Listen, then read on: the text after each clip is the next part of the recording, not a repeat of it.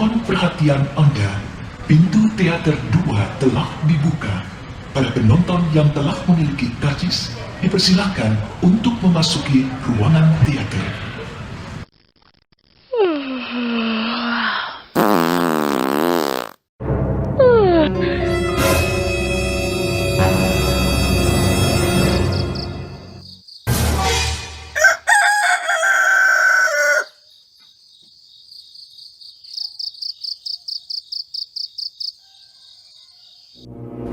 Jam 8 pagi, telepon di atas meja XX1 berdering.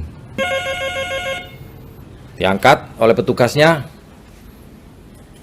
Di kejauhan sana ada orang bertanya. Pak biskupnya buka jam berapa? Dijawab dengan ketus. Jam 1? Bisa buka jam 9 nggak? Ya nggak bisa, nanti jam 1 kembali lagi ya. Berapa saat kemudian, 1 jam lagi, telepon berbunyi lagi.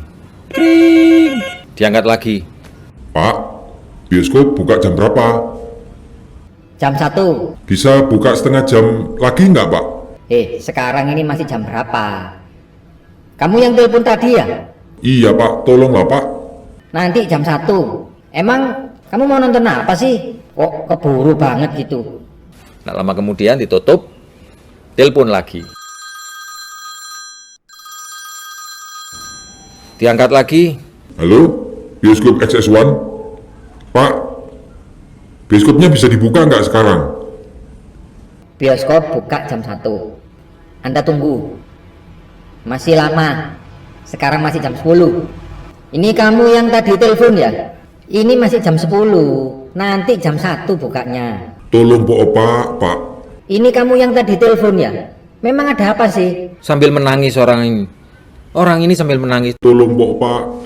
Dibuka aja. Aku mulai tadi malam itu di sini ketiduran, Pak. Jadi, dia ketiduran di bioskop, pingin pulang ke rumah, bioskopnya masih dikunci. Wes angel. Nah, kadang-kadang kita seringkali memahami segala sesuatu itu secara lateral. Memahami maksud secara apa adanya. Bagaimana kita mengatasi situasi pada saat prospek itu langsung menebak ini asuransi ya?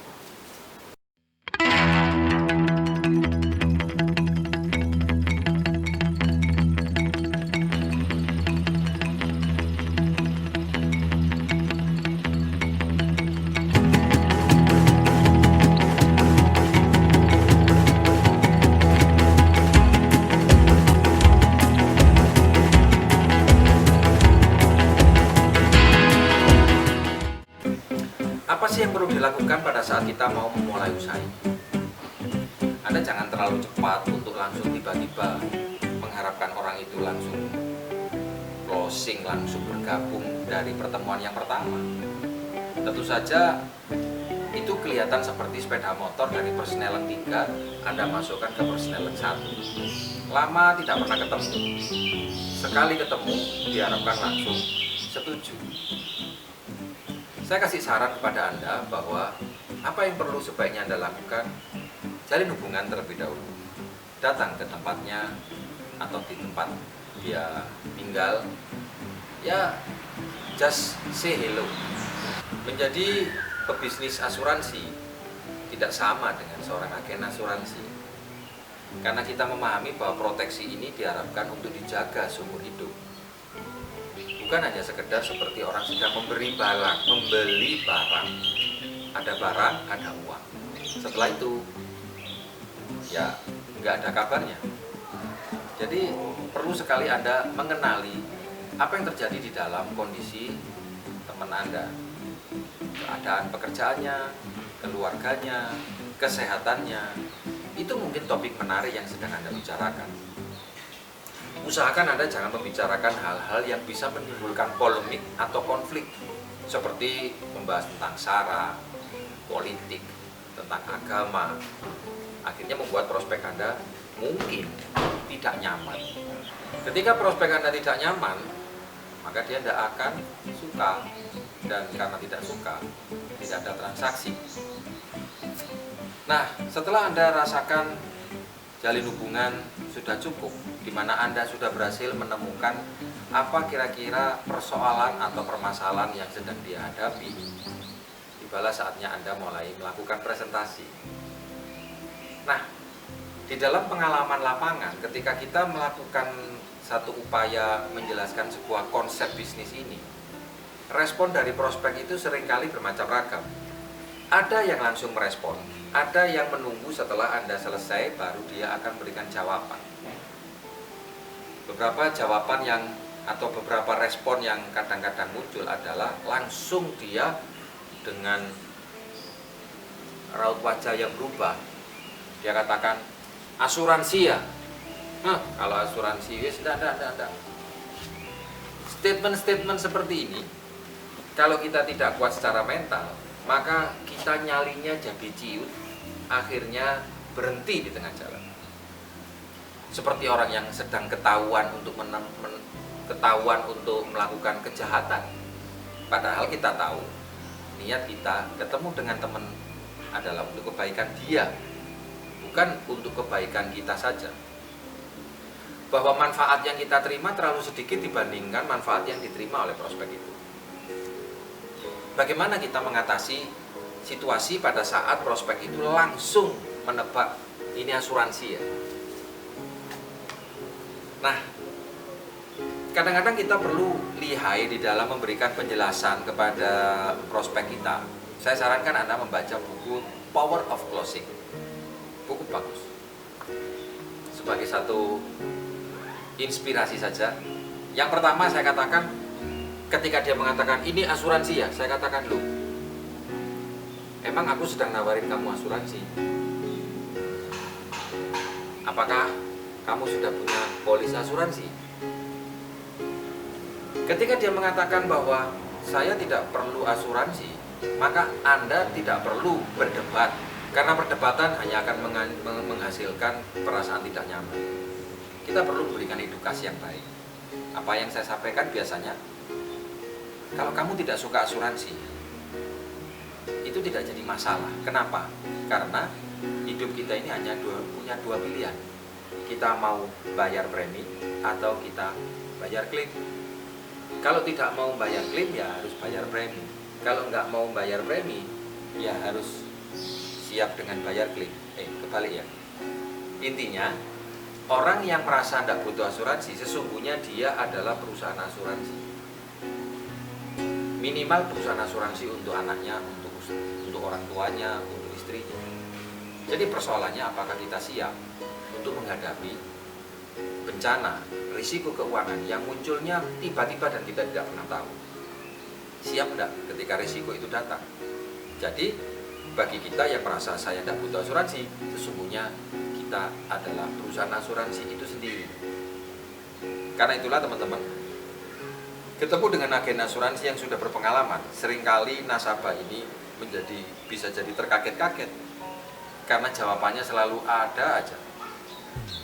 Kesaksian ini saya peroleh dari tim kami yang akhirnya bergabung menjadi nasabah dan bergabung menjadi agen.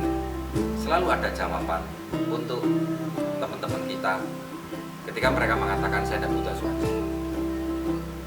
Ada juga yang mengatakan asuransi, waduh polisku banyak sekali polis yang sudah saya punya. Bagaimana kita mengatasinya? Kita bisa katakan kepada dia bahwa saya bersyukur kamu sudah punya asuransi. Justru karena kamu sudah punya asuransi itulah saya ketemu sama kamu. Kadang-kadang komentar seperti ini tidak diduga. Kemungkinannya dipikir dengan menjelaskan punya banyak polis, orangnya langsung pulang. Tapi teman-teman, kita perlu yakinkan kembali kepada teman kita bahwa memiliki polis itu ada banyak kemungkinan. Yang pertama, dia membelinya kapan? Karena sudah terlalu lama, sehingga polis itu sudah usang, manfaatnya sudah terlalu kecil. Yang kedua, dia punya polis, itu manfaatnya apa? Sehingga tidak relevan dengan kebutuhannya dia. Banyak sekali orang punya polis tapi salah yang dia beli. Mungkin ingin punya proteksi keuangan, tetapi yang dibeli polis asuransi pendidikan. Kepingin punya warisan, atau kepingin melindungi asetnya, yang dibeli adalah polis fokus kepada investasi. Akhirnya apa yang diharapkan tidak sesuai dengan kenyataannya. Dan kebanyakan orang punya polis itu hampir jarang sekali dia baca isi polis, sehingga dia tidak mengerti. Kemungkinan yang ketiga, dia punya banyak polis, itu belinya karena kasihan, belinya itu karena tertekan, dan hanya sekedar punya banyak polis belum berarti proteksinya besar, bisa jadi kecil-kecil. Orang punya banyak polis, ada kemungkinan proteksinya besar, dan inilah yang paling menarik. Punya banyak polis, proteksinya besar. Nah, bagaimana cara kita memasukinya? Nah, membayar polis adalah sebuah biaya. Bagaimana caranya? Polis yang proteksinya besar, manfaatnya bagus, itu dengan cara tidak lagi dia membayar. Menarik kan? Menarik bukan? Punya banyak polis, manfaatnya besar, dan tidak perlu membayar. Disitulah Anda akan bisa punya satu ide. Nah, bagi Anda yang hari ini sebagai agen asuransi dan kemudian Anda belum punya polis, pahamilah bahwa prospek kita ini sebenarnya bisa memahami apakah kita ini cukup serius di dalam menjelaskan manfaatnya. Karena kita sendiri tidak memiliki proteksi yang memadai. Jadi saya ajak Anda, kita untuk terus-menerus menambah nilai proteksi yang kita miliki untuk keluarga kita, untuk orang tua kita, untuk anak kita, agar kita menjadi lebih tenang di dalam berbicara kepada orang lain. Silakan Anda komen di kolom komentar bagaimana pengalaman Anda memiliki polis, bagaimana pengalaman Anda ketika teman-teman Anda ditawari polis asuransi. Jangan lupa klik subscribe dan bunyikan tanda lonceng agar Anda terus mendapatkan notifikasi dari kami. Terima kasih. Assalamualaikum.